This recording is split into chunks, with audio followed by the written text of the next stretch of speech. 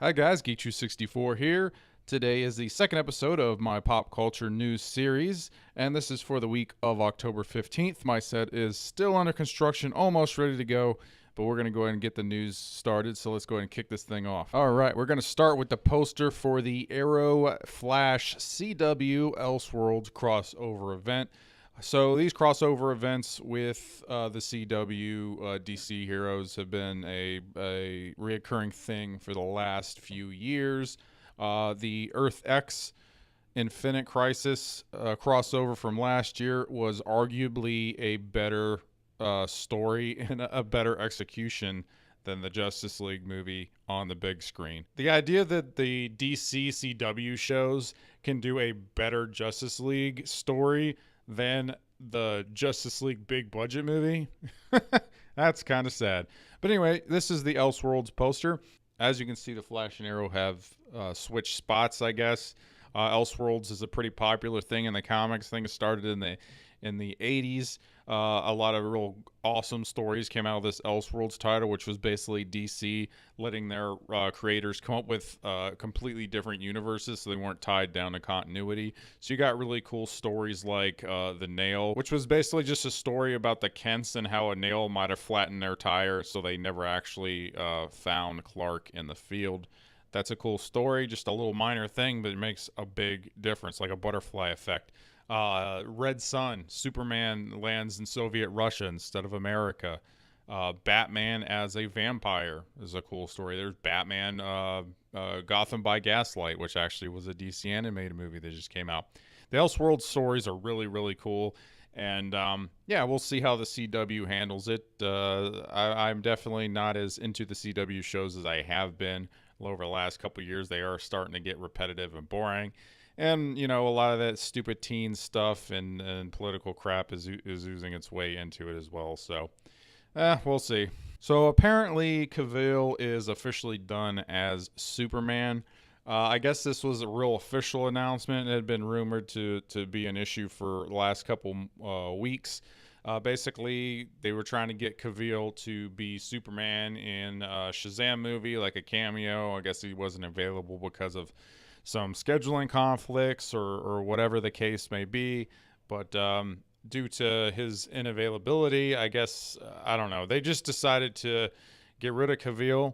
Also, Ben Affleck apparently is also done as Batman. So your two main characters are going to end up with recasts in this mess that has become the DC cinematic universe. I liked Henry Cavill's portrayal as Superman. I know a lot of people didn't like Man of Steel and whatnot.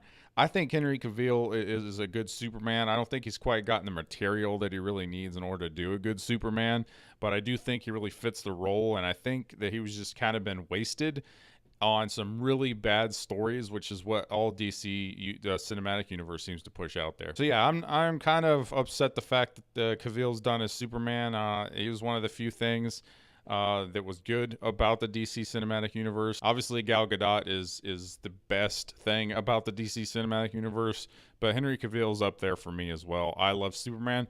Superman's one of my favorite comic characters, if not my favorite comic character. So apparently there's going to be an Alfred Pennyworth TV series. It's a prequel series to Batman, I guess. It's on a cable network called Epix with an X.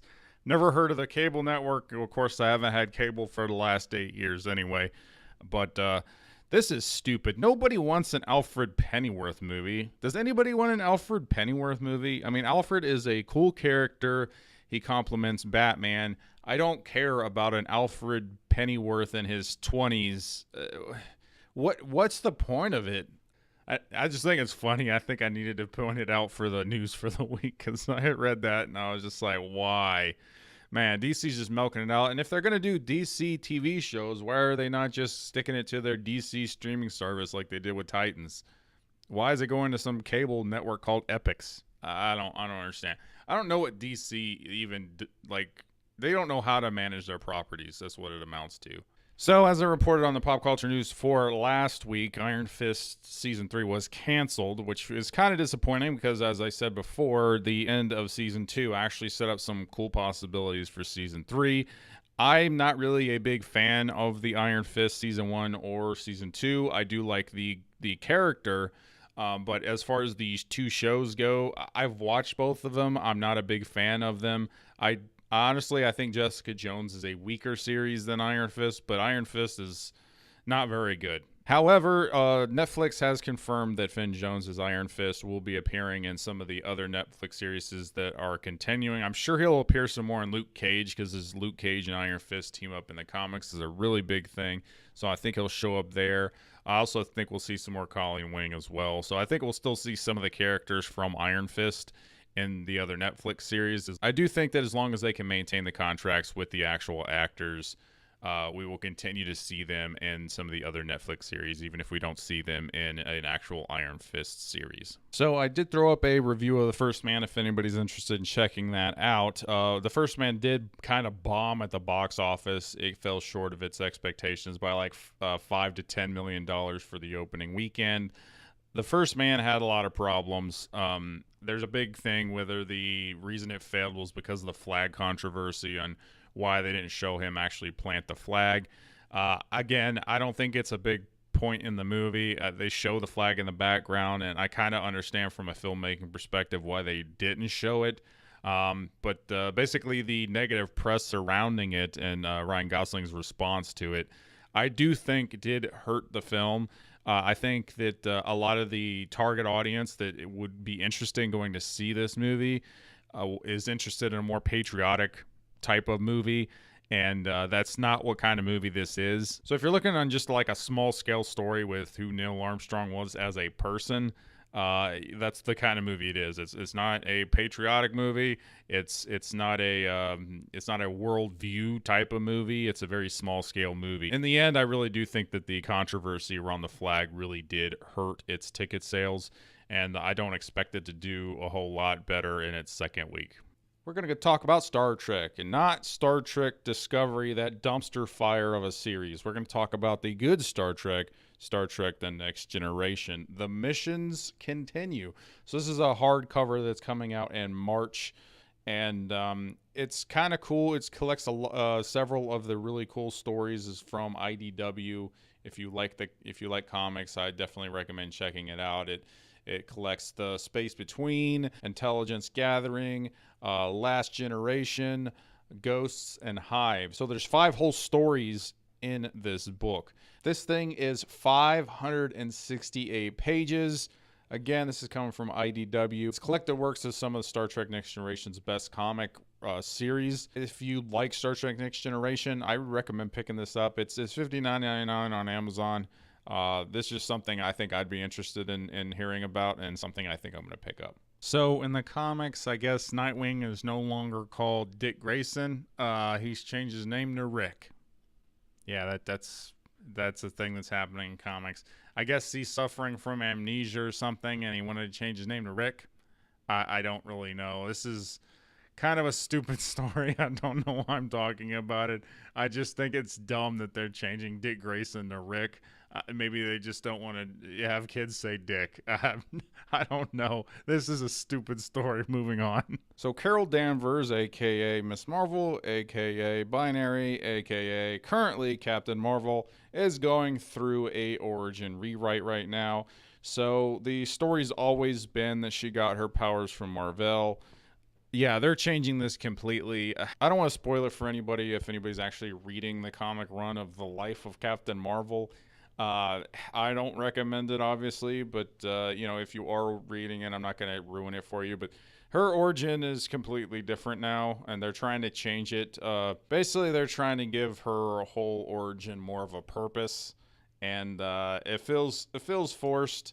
One thing I can say is, at least in this series, they're drawing Carol Danvers as an actual woman and not a guy anymore. There's no more Carl Manvers here. That's the only positive thing I can say about it. But if you're curious as to what this new origin is, I would definitely look it up. Again, I don't want to talk about it here because I don't really want to throw out spoilers if anybody is actually going to read it.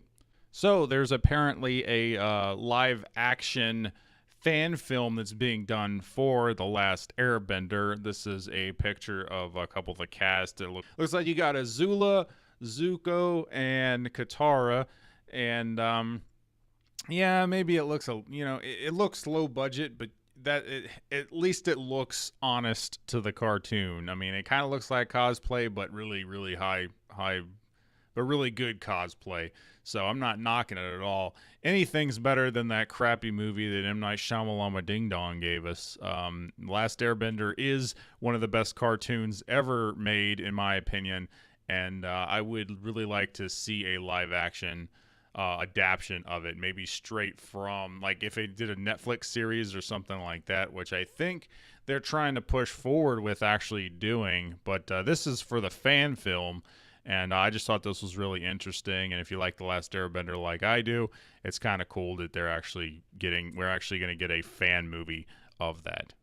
So this is something that I'm excited about. I found out about it this weekend. I don't know if it's necessarily news. I guess it's more of a plug. But if you love movies, there's this project that I heard about called August Moon, and it is a way to create a drive-in theater like replication.